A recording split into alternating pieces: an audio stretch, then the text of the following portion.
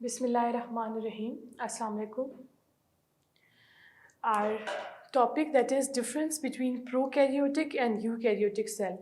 एक prokaryotic और eukaryotic cell में क्या क्या differences हैं, how they are different from each other, वो एक दूसरे से कैसे मुख्तलिफ हैं. साइज ऑफ द सेल, जो प्रोकैरियोटिक सेल है, सारे जो बैक्टीरियाज हैं they are prokaryotic and the word pro means before and karyotic means nucleus, and this word karyotic is used for the nucleus. So the word prokaryotic means they do not have a proper nucleus. इनके पास एक proper nucleus नहीं है.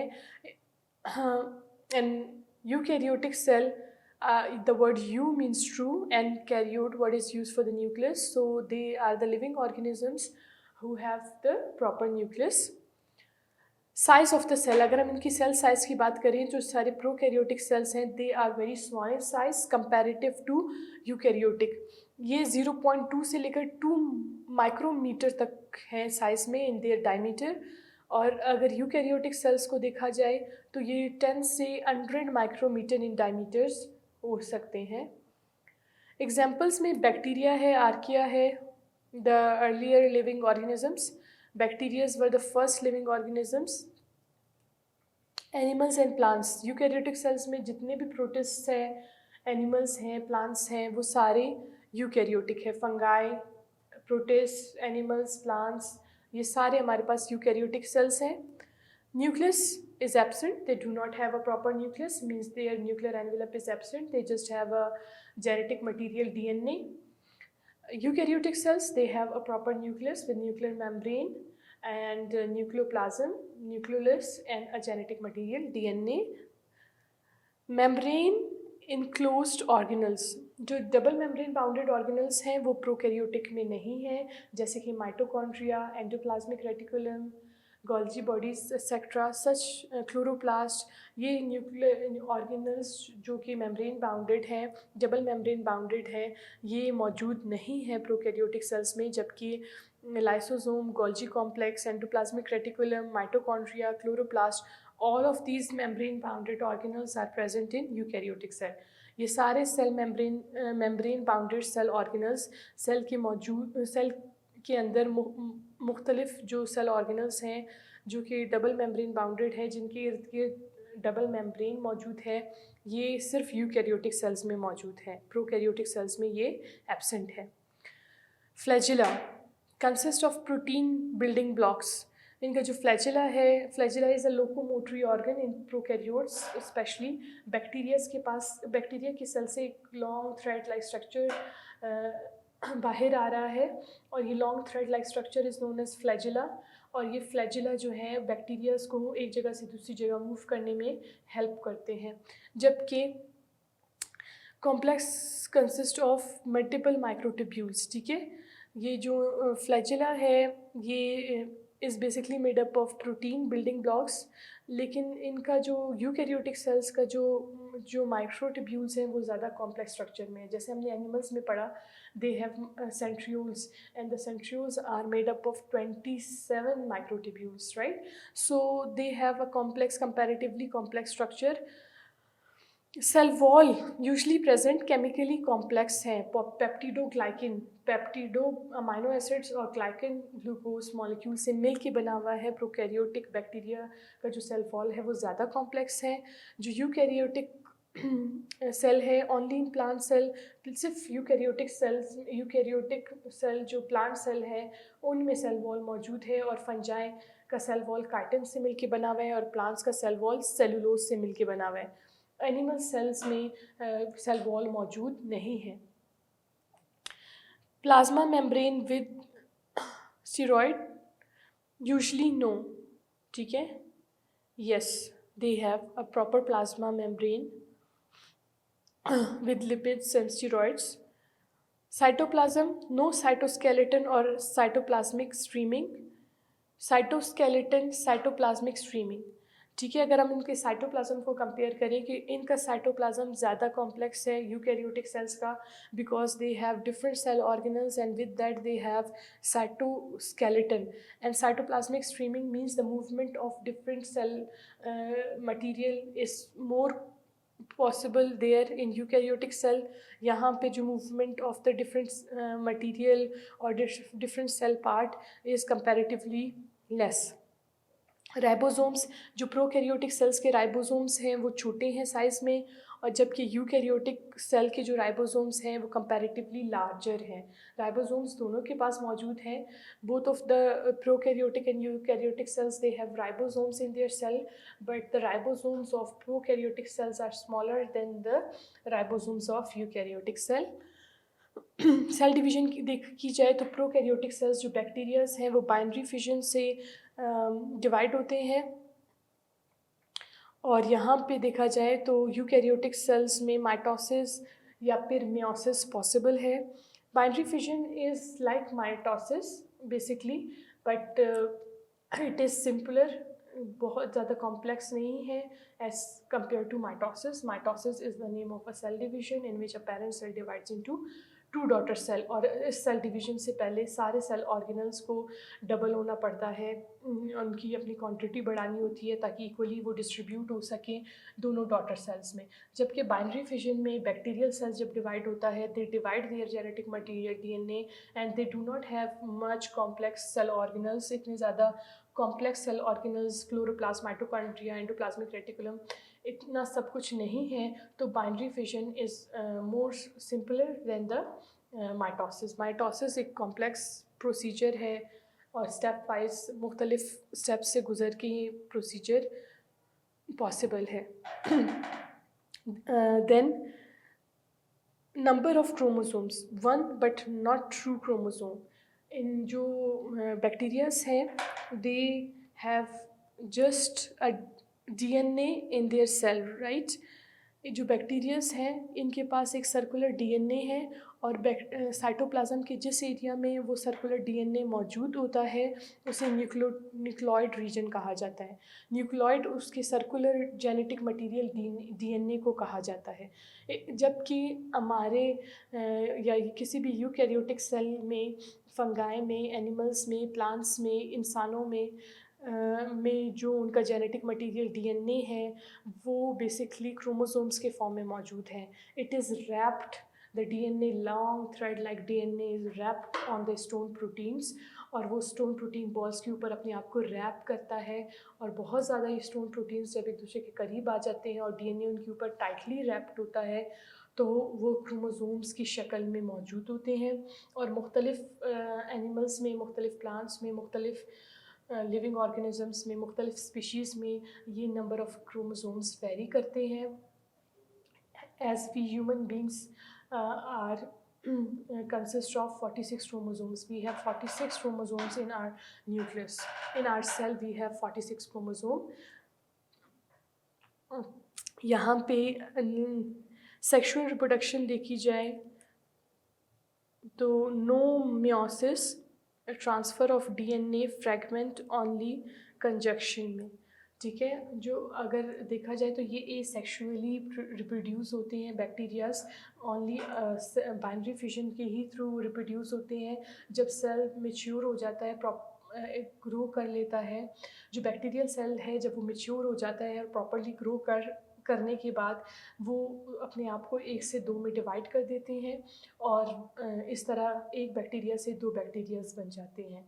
इनमें कोई complex procedure नहीं है for the reproduction.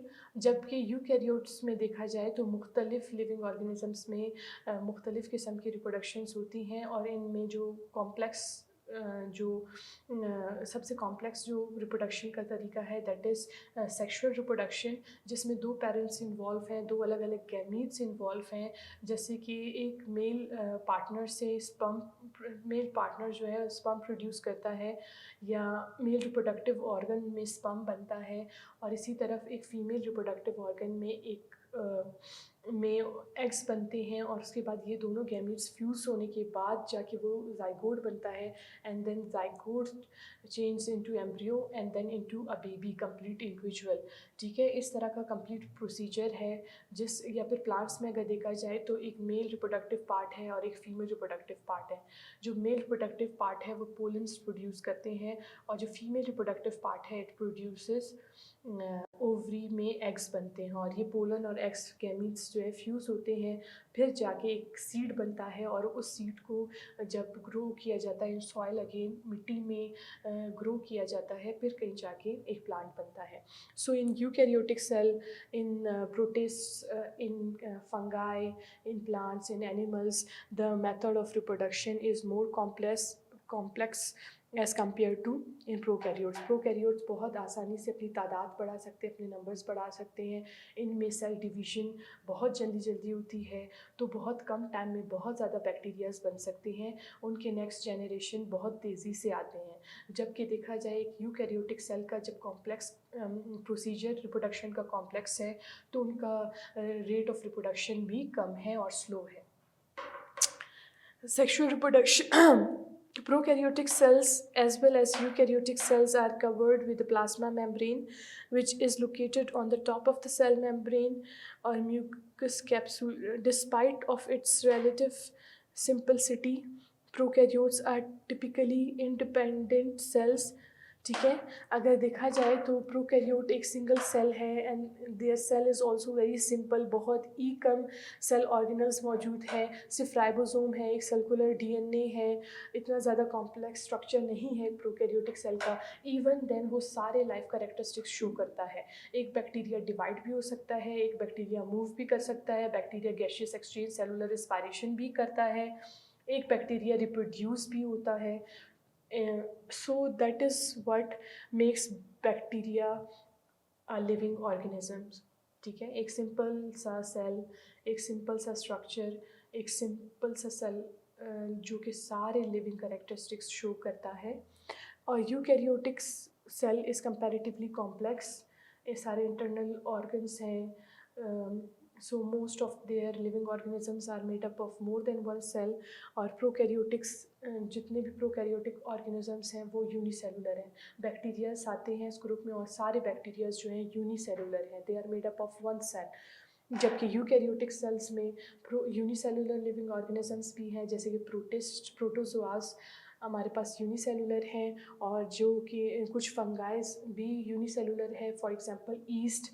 उसके अलावा plants, animals, all of them they are multicellular. Now there is a eukaryotic cell and it's a prokaryotic cell. It is one of the animal cell because nucleus जो है वो बिल्कुल centre में मौजूद है, तो इससे पता चलता है कि ये एक एनिमल सेल है. And there are different complex cell organelles within this eukaryotic cell. Mitochondria is there, Golgi complex, lysosomes, endoplasmic reticulum, plasma membrane, cytosol, vesicles, centrioles, मुख्तलिफ सेल ऑर्गेनल्स मौजूद है. जबकि देखा जाए एक बैक्टीरियल सेल को सिर्फ एक साइटोप्लाज्म है, न्यूक्लियोइड जो उनका सर्कुलर डीएनए है, और जिस जगह पे साइटोप्लाज्म के जिस जगह पे वो सर्कुलर डीएनए मौजूद है उसे न्यूक्लियोइड रीजन कहा जाता है. ये बाहर इनका कैप्सूल, ये सेल वॉल, ये cytoplasmic membrane, and the black dots, they are the ribosomes of the bacteria. ठीक है, और ये लॉन्ग थ्रेड लाइक स्ट्रक्चर जो इनके सेल से बाहर आ रहा है, और ये इनका लोकोमोटरी ऑर्गन है. लोकोमोटरी ऑर्गन का मतलब है कि इस फ्लैजेला की मदद से वो मूव कर सकते हैं, एक जगह से दूसरी जगह जा सकते हैं. Nucleus will study that how nucleus is important, what's the function of the nucleus, and if nucleus is present in prokaryotes do not have a proper nucleus, the prokaryotic cell just have a circular DNA, right? So their circular DNA is called nucleotide, and जिस area में वो cytoplasm के मौजूद है उसे nucleoid reason कहा जाता है. तो उनका जो सर्कुलर डीएनए है वो भी उनके जीन्स मौजूद होते हैं उस सर्कुलर डीएनए पे.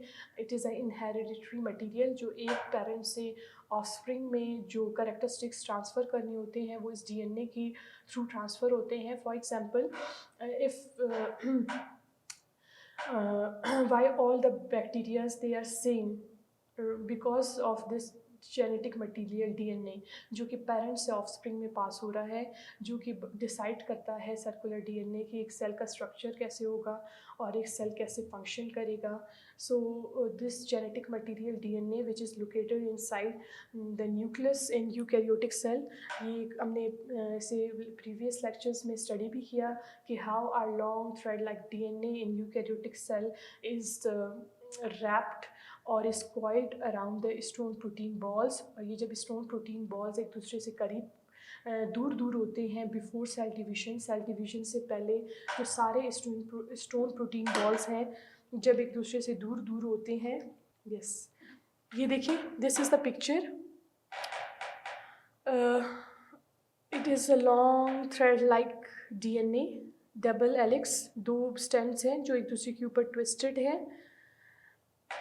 दे are wrapped around the stone protein balls. ये इन्होंने अपने आप को ऐसे लपेटा हुआ है स्टोन प्रोटीन बॉल्स के ऊपर, क्योंकि ये बड़ा सा लंबा सा थ्रेड लाइक स्ट्रक्चर है जैसे मांझे की तरह. और अगर ये ऐसे ही सेल न्यूक्लियस के अंदर मौजूद होता तो शायद एक दूसरे में उलझ जाता डीएनए और अपना प्रॉपर फंक्शन नहीं कर पाता. इसीलिए ये स्टोन प्रोटीन्स के ऊपर अपने आप को डीएनए लपेटता है ताकि प्रॉपरली फंक्शनल हो. और जब ये स्टोन प्रोटीन्स के बॉल्स बिफोर सेल डिवीजन से पहले, सेल अपने आप को डिवाइड करने से पहले, ये जो है स्टोन प्रोटीन्स के बॉल बहुत काफ़ी दूर दूर एक दूसरे से मौजूद होते हैं. इस स्टेज में इसे क्रोमेटिन कहा जाता है. जैसे ही सेल डिवीजन का टाइम आता है सारे स्टोन प्रोटीन्स एक दूसरे के करीब आ जाते हैं और जो डीएनए है वो अपने आप को और टाइटली कोइल्ड कर देता है, अपने आप को टाइटली लपेटता है स्टोन प्रोटीन्स के बॉल्स के ऊपर. इसीलिए जब वो सारे बॉल्स एक दूसरे के करीब होते हैं, एक साथ होते हैं, तो वो क्रोमोसोम की कहलाते हैं. बिकॉज फिर वो माइक्रोस्कोप के अंदर नज़र आते हैं. अदरवाइज इन दिस फॉर्म जब बॉल्स एक दूसरे से दूर दूर होते हैं तो ये हम इन्हें माइक्रोस्कोप के अंदर नहीं देख सकते. सो this is what chromosome. This is what chromosome is present there in the nucleus, and the chromosomes are basically the stone protein balls and the DNA. And DNA जितने भी जो DNA है वो basically हमारा जो सारा जो genes हैं वो DNA में मौजूद होते हैं. because the sequence जो मुख्तलिफ sequence में हमारे पास जितना भी सीक्वेंस होता है डीएनए का, द न्यूक्लियोटाइड सीक्वेंसेस, वो बेसिकली डिसाइड करते हैं कि किस किस्म की प्रोटीन बननी चाहिए, सेल कैसे डिवाइड होगा, कब डिवाइड होगा. एक ग्रोथ के लिए जितनी भी प्रोटीन रिक्वायरमेंट होगी बॉडी की, दैट विल बी जो ये this is the chromosomes. They are present within the nucleus of a cell, of a eukaryotic cell. और ये chromosomes क्या है basically? They are the DNA that coiled or wrapped itself around the stone protein balls. वो chromosomes क्या चीज़ है? वो DNA है जिसने अपने आप को लपेटा हुआ है स्टोन प्रोटीन बॉल्स के ऊपर. So these chromosomes they carry the genetic material. They are the genetic material that carry genes जो हमारे कैरेक्टरिस्टिक को डिसाइड करती है कि कोई भी लिविंग ऑर्गेनिज्म कैसे दिखता है, किस शेप में है, कितनी हाइट है, क्या कॉम्प्लेक्शन है, क्या फीचर्स हैं, और कोई भी लिविंग ऑर्गेनिज्म कैसे दिखता है, उसके कौन से बॉडी पार्ट्स हैं, कितनी हाइट होगी. ये सब चीज़ें एक डीएनए डिसाइड करता है. बॉडी में जितनी रिक्वायरमेंट है प्रोटीन की वो सब डीएनए की वजह से बनती है. एक डीएनए के पास रेसिपीज़ होते हैं कि कब कौन सी प्रोटीन बनेगी, ये भी डीएनए डिसाइड करेगा. और डीएनए एक प्रोटीन कैसे बनेगी बॉडी के लिए वो भी एक डीएनए डिसाइड करता है. एक सेल की ग्रोथ कैसे होनी चाहिए, सेल कब डिवाइड हो, ये सब कुछ एक डीएनए डिसाइड करता है जो कि यूकैरियोटिक सेल में न्यूक्लियस के अंदर मौजूद है. Now this is the nucleus. Nucleus में एक न्यूक्लियोलस है, एक डार्क रीजन है that has that nucleolus is made up of RNA and protein, and they make the ribosomal RNAs. They are responsible for making ribosomal RNAs. And it is the nuclear envelope. ये nuclear membrane है, ये porous है, इसमें छोटे छोटे pores हैं जिसकी वजह से मुख्तलिफ मटीरियल का एक्सचेंज होता है between the cytoplasm and nucleus. ये क्रोमेटिन्स हैं, जब ये स्टोन प्रोटीन की बॉल्स जब एक दूसरे से दूर दूर है जिस पे अपने आप को डीएनए लपेटता है, it is called chromatin. When they come close to each other during cell division, so they are visible under microscope, so they are named as chromosomes, the color bodies। जब एक सेल को stand किया जाता है, colour दिया जाता है और माइक्रोस्कोप के अंडर ऑब्जर्व किया जाता है, तो अगर स्टोन प्रोटीन्स दूर दूर हो, जो कि सेल डिवीजन से पहले वो दूर दूर होते हैं, तो ये नज़र नहीं आते।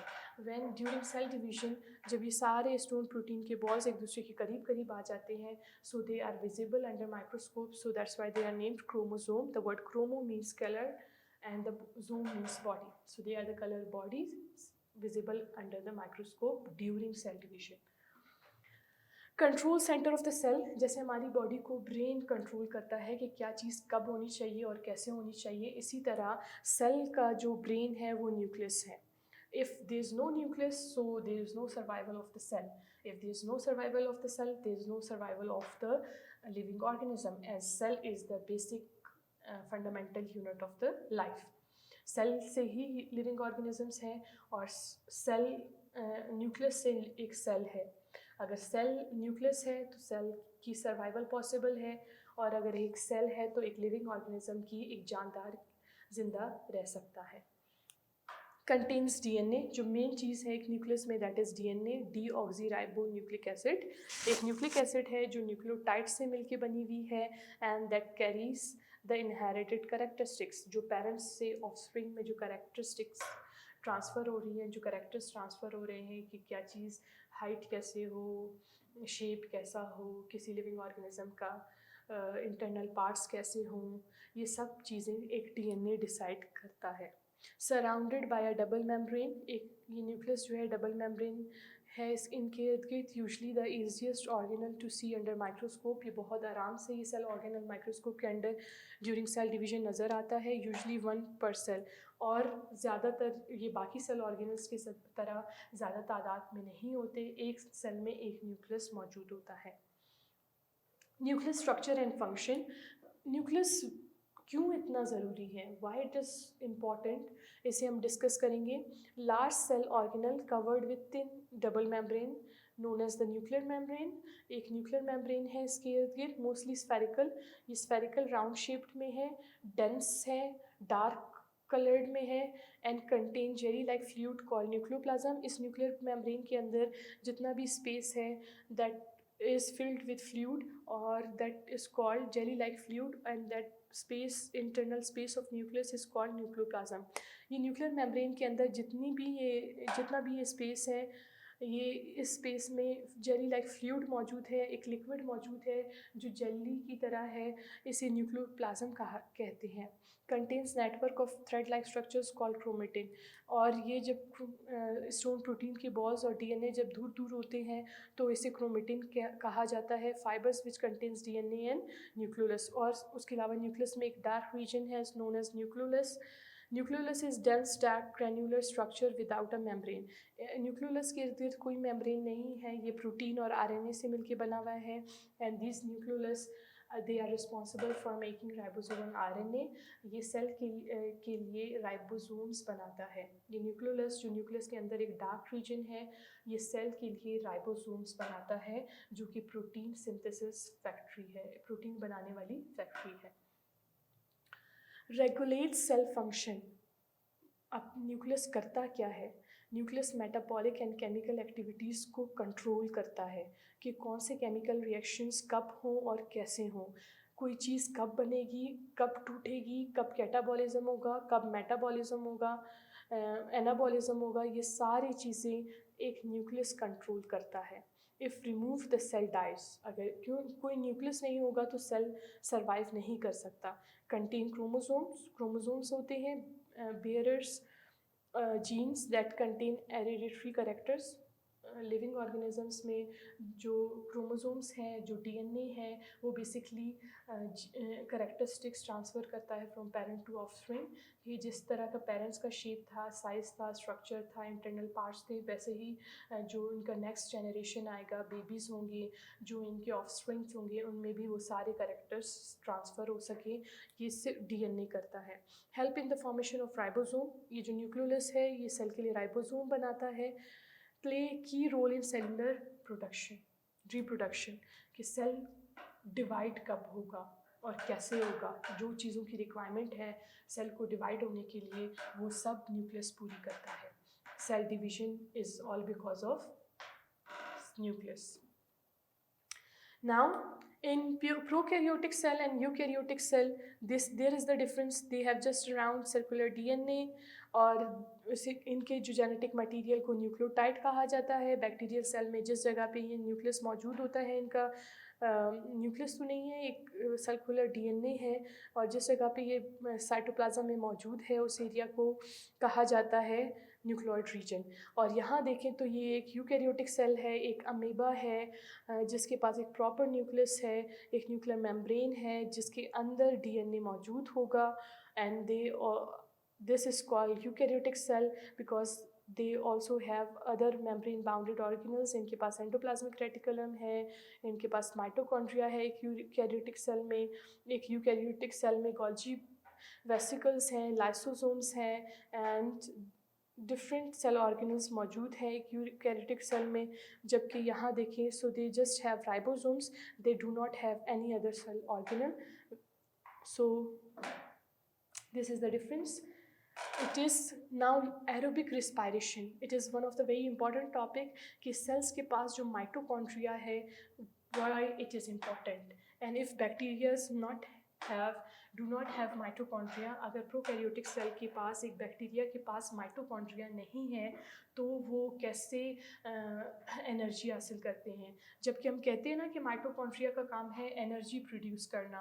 It is known as the powerhouse of the cell. ये सेल को एक एनर्जी प्रोवाइड करता है. तो क्या अगर बैक्टीरिया जो है, जो कि एक प्रोकैरियोटिक सेल है, अगर उनमें माइटोकॉन्ड्रिया मौजूद नहीं है, तो फिर वो एनर्जी कैसे प्रोड्यूस करते हैं? That is called the aerobic respiration, in which aerobic respiration or a cellular respiration is basically the breakdown of glucose in the presence of oxygen to produce ATPs, to produce energy for the cell, which cell use for different functions. जिस energy को cell मुख्तलिफ functions के लिए इस्तेमाल करता है. Cellular respiration या aerobic respiration क्या चीज़ है कि जब सेल ग्लूकोज की ब्रेक डाउन करता है, ऑक्सीजन की मदद से ग्लूकोज को तोड़ता है, ताकि उनके जो बॉन्ड्स में एनर्जी है, उन बॉन्ड्स की एनर्जी को कन्वर्ट किया जाए एटीपी के फॉर्म में, एडिनोसिन ट्राइफॉस्फेट के फॉर्म में. और वो सेल जो है एटीपी को इस्तेमाल करती है मुख्तलिफ फंक्शंस के लिए.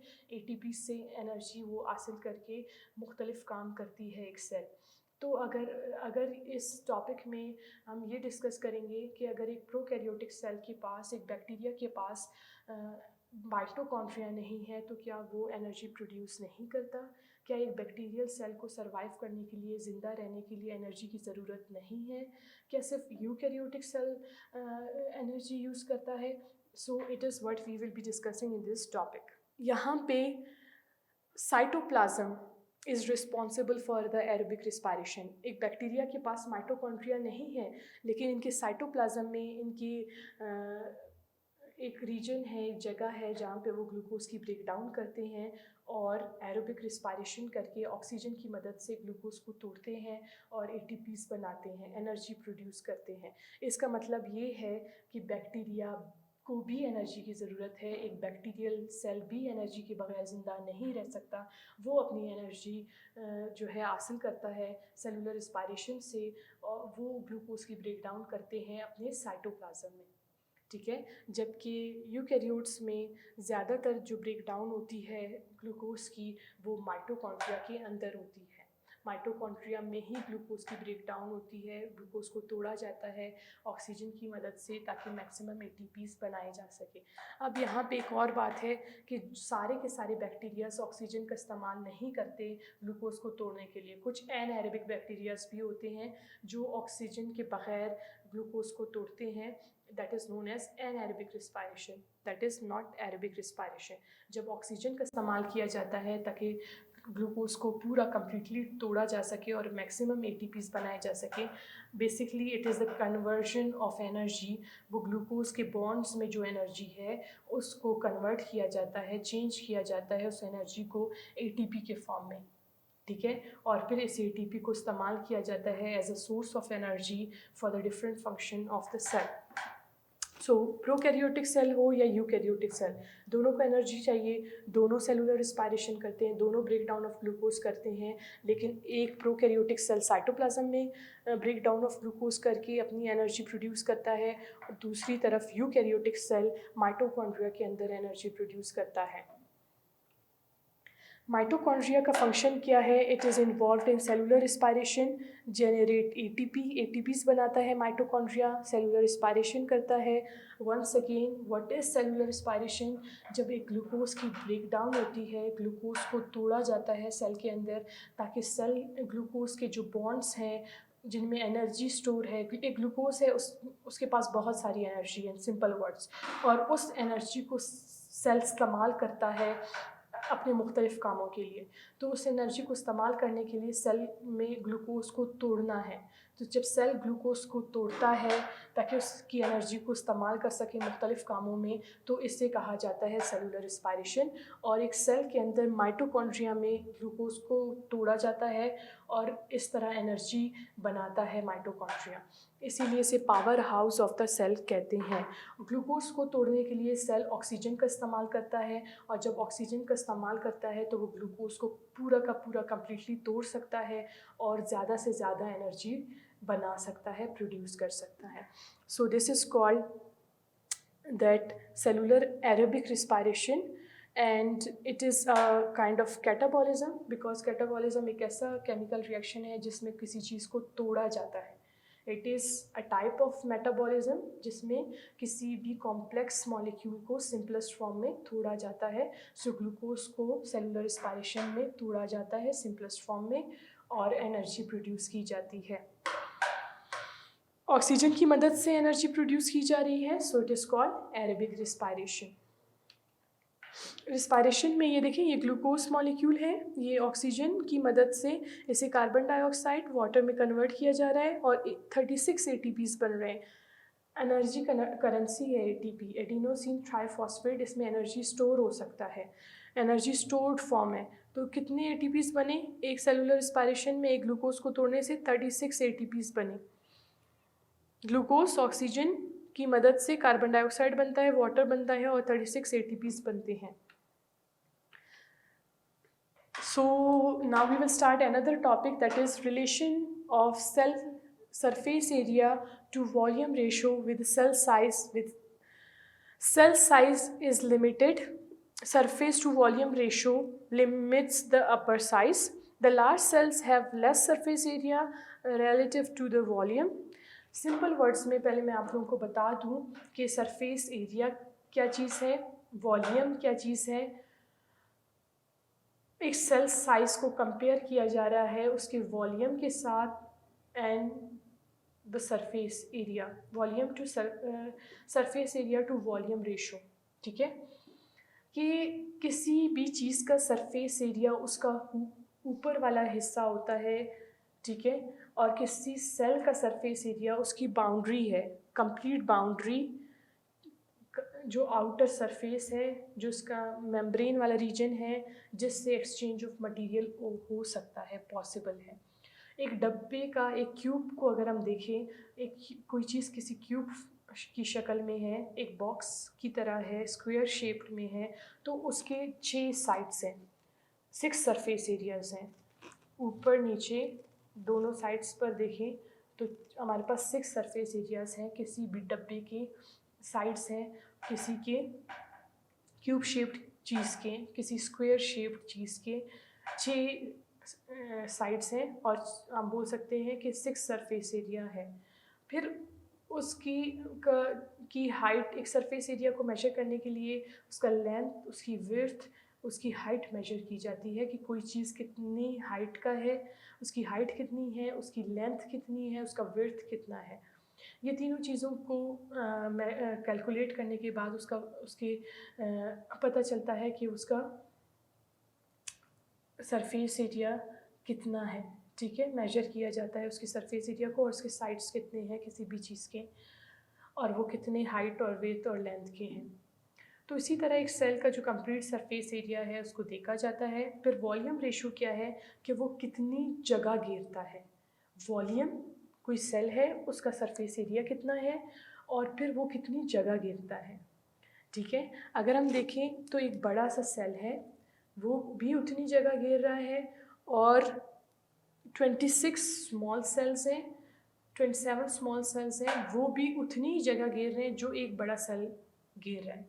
लेकिन जब हम उसका सरफेस एरिया मेजर करते हैं, दोनों का वॉल्यूम इक्वल है, दोनों इक्वल जगह घेरते हैं, तो अगर सरफेस एरिया देखा जाए तो एक बड़े सेल का सरफेस एरिया कंपैरेटिवली कम है, 27 छोटे छोटे सेल्स का सरफेस एरिया ज़्यादा है। बिकॉज हर एक सेल का पूरा एक बाहर का सरफेस एरिया मेजर करें, उसके ऊपर वाला हिस्सा, ऊपर वाला सरफेस एरिया काउंट करें, तो वो 27 सेल्स का सरफेस एरिया ज़्यादा होगा और एक सेल का सरफेस एरिया कम होगा। लेकिन दोनों एक ही जगह घेर रहे हैं, एक ही, दोनों का वॉल्यूम एक है।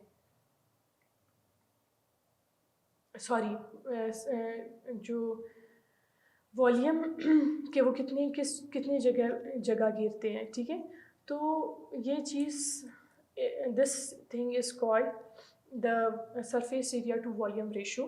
तो ऐसा देखा जाए तो रेशो के हिसाब से स्मॉल सेल्स का surface area to volume ratio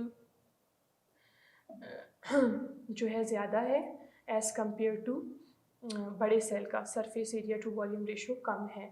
तो जितने छोटे छोटे सेल्स होंगे उनका सरफेस एरिया ज़्यादा होगा एक स्पेसिफिक जगह में, एक वॉल्यूम में, जिसकी वजह से वो ज़्यादा चीज़ें एब्जॉर्ब कर सकते हैं, ज़्यादा चीज़ों की इनटेक कर सकते हैं और अब ज़्यादा तेज़ी से वेस्ट मटेरियल को रिमूव कर सकते हैं। अगर हम एक किसी स्पेसिफिक एरिया में एक बड़ा साइज़ का सेल होगा, उसका सरफेस एरिया कम है, तो वो इतने तेज़ी से अपनी एक्सचेंज ऑफ मटेरियल नहीं कर सकता। इसीलिए हमारी body is made up of small small cells, numbers में ज़्यादा लेकिन साइज़ छोटा, जिसकी वजह से सेल्स बहुत आराम से अपना उसी जगह पे, उसी वॉल्यूम में अपना एक्सचेंज ऑफ मटेरियल तेज़ी से कर सकता है। अगर देखा जाए जो हमारे नर्व सेल्स हैं, जो हमारे न्यूरॉन्स हैं, they are comparatively bigger in size as compare to blood cell. Blood cell छोटे साइज़ का है और एक न्यूरॉन सेल बड़े साइज़ का है। तो ब्लड सेल एक स्पेसिफिक एरिया में बहुत सारे ब्लड सेल्स एडजस्ट हो सकते हैं। तो हर एक ब्लड सेल का अगर सरफेस एरिया देखें तो उस एरिया में जितने ब्लड सेल्स हैं, रेड ब्लड सेल्स हैं, उनका सरफेस एरिया कंपैरेटिवली ज़्यादा होगा।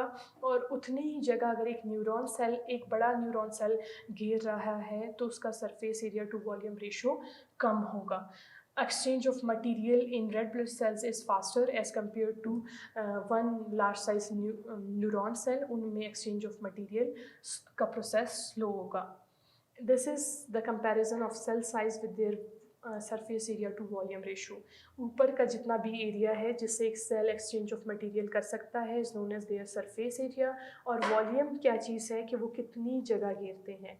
ठीक है, तो एक सेल, एक लार्ज सेल एक इतनी जगह घेरता है जितने छोटे 27 सेल्स घेरते हैं, जबकि हर एक सेल अगर 27 सेल्स का सरफेस एरिया मेजर करें तो वो एक लार्ज सेल से ज़्यादा है। तो surface area to volume ratio छोटे सेल्स का ज़्यादा है as compare to surface area to volume ratio एक बड़े सेल्स का कम है। तो इसीलिए हमारी बॉडी में जब सेल्स ग्रो करते हैं तो वो उनका rate of exchange of material कम हो जाता है एज़ कम्पेयर टू जब वो छोटे होते हैं साइज़ में। इसीलिए सेल्स ग्रो करना स्टॉप हो जाता है when their surface area to volume ratio बहुत ही कम हो जाता है, because they need to exchange material for their survival. उनको कोई चीज़ अगर सेल के अंदर बननी है, उसका रॉ मटेरियल चाहिए, तो वो सेल के अंदर एंटर होना लाजमी है। और अगर वेस्ट मटेरियल है उसका रिमूव करना, सेल से टॉक्सिक मटेरियल्स को रिमूव करना वक्त पर बहुत ज़रूरी है। तो इस सारे प्रोसेस के लिए surface area to volume ratio ज़्यादा होना चाहिए। इसीलिए most of our cells are small in size and they can easily go for exchange of material. इसी तरह अगर हम कंपेयर करें तो रूट हेयर के जो सेल्स हैं वो कंपैरेटिवली लार्ज साइज़ के हैं, और जो प्लांट सेल के अंदर क्लोरोप्लास्ट है उनका surface area to volume ratio ज़्यादा है। एक रूट हेयर के सेल का surface area to volume ratio कम है। तो root hair exchange of material का प्रोसेस स्लो है, एक क्लोरोप्लास्ट के एक्सचेंज ऑफ मटेरियल का प्रोसेस फास्ट है। This is what how the cell size affects the function of the cell. तो स्मॉल सेल्स हैं, बहुत सारे सेल्स हैं, और एक जगह पे और एक उसी एरिया में, उतनी एरिया में एक लार्ज सेल एडजस्ट हो सकता है सिर्फ। तो स्मॉल सेल्स ज़्यादा तेज़ी से एक्सचेंज ऑफ मटेरियल कर सकते हैं उतनी ही जगह में, जबकि एक बड़ा सेल उतनी ही जगह में ज़्यादा तेज़ी से एक्सचेंज ऑफ मटेरियल नहीं कर सकता because of their surface area. छोटे सेल्स का, बहुत सारे छोटे सेल्स का सरफेस एरिया कंपैरेटिवली एक बड़े सेल के से ज़्यादा होता है। So that was all that we wanted to study. ये देखें, एक लार्ज साइज सेल और उतनी ही एरिया में छोटे बहुत सारे सेल्स, इनका सरफेस एरिया कैसे मेजर करेंगे? ये देखें, ये इनकी एक सेल की हाइट, विड्थ, लेंथ। तो एक इंडिविजुअल सेल को जब 27 से मल्टीप्लाई करेंगे तो 27 सेल्स का सरफेस एरिया कंपैरेटिवली ज़्यादा होगा। Therefore, in order to build a large organism, they must be built up from the small cell subunit. जब एक छोटे छोटे सेल्स का surface area to volume ratio ज़्यादा है तो एक लिविंग ऑर्गेनिज्म जितना कॉम्प्लेक्स होगा उनके सेल्स का छोटा होना बहुत ज़रूरी है, क्योंकि जितना कॉम्प्लेक्स लिविंग ऑर्गेनिज्म होगा उनकी रिक्वायरमेंट ऑफ ऑक्सीजन, उनका रिक्वायरमेंट ऑफ फूड उतना ही ज़्यादा होगा, रिक्वायरमेंट ऑफ मॉलिक्यूल्स उतना ही ज़्यादा होगा। तो उनके सेल्स का साइज़ छोटा होना बहुत ज़रूरी है। Why are cell small? Cells क्यों स्मॉल है? Surface area to volume ratio limit cell size. Cell size का छोटा होने की वजह से उनका surface area to volume ratio ज़्यादा हो जाता है। रेट ऑफ हीट प्रोडक्शन तेज़ी से होगा, वेस्ट मटेरियल तेज़ी से रिमूव होगा, रिसोर्सेज कंजप्शन वॉल्यूम से पे डिपेंड करता है। रेट और एक्सचेंज मटेरियल भी सरफेस एरिया पे डिपेंड करता है। As cell size increase the surface area to volume ratio decrease. जैसे ही सेल साइज बढ़ता है तो surface area to volume ratio कम हो जाता है। Metabolic rates increase faster than the surface area's ability to exchange. जितने भी केमिकल रिएक्शंस हैं जो सेल के अंदर हो रहे हैं, अगर उनका एक्सचेंज मटेरियल तेज़ी से हो रहा है, एक सेल तेज़ी से चीज़ों की इनटेक कर रहा है और वेस्ट मटेरियल अपना तेज़ी से रिमूव कर रहा है, तो उसकी केमिकल रिएक्शन का रेट ज़्यादा होगा। जबकि अगर इनटेक ऑफ मटेरियल और रिमूवल ऑफ वेस्ट मटेरियल की स्पीड कम है तो उनका जो मेटाबॉलिक प्रोसेस है वो भी स्लो हो जाएगा। इसीलिए जितने भी कॉम्प्लेक्स लिविंग ऑर्गेनिजम्स हैं उनका सेल साइज छोटा है। As a cell gets bigger, there comes a time when its surface area is not large enough to meet the demands of the cell's volume and the cells stop growing. जैसे कि एक cell बड़ा होना शुरू हो जाता है, उसका surface area to volume ratio कम होता है, इसीलिए वो उसको इनफ न्यूट्रिएंट्स नहीं मिलते, इनफ एक्सचेंज ऑफ मटेरियल नहीं होता, इसीलिए फिर सेल की ग्रोथ ऑटोमेटिकली स्टॉप हो जाती है। It is not about a big cell or a small cell, comparison of big cell with a small cell. It is the comparison of the surface area to volume ratio, कि एक अगर बड़ा cell जितनी जगह घेरता है तो उतने ही जगह में कितने छोटे सेल्स एडजस्ट हो सकते हैं। तो फिर देखा जाए कि एक छोटे सेल का सरफेस एरिया को उतने नंबर ऑफ सेल से मल्टीप्लाई करेंगे जितनी उसी जगह में जितने छोटे सेल्स एडजस्ट हो सकते हैं। तो इस तरह देखा जाए तो एक बड़े सेल का सरफेस एरिया कम होगा, उतनी एरिया में अगर 26 छोटे सेल्स एडजस्ट हो सकते हैं तो। सो that was the End of the topic. Thank you so much. I hope it was clear to all of you. Thank you.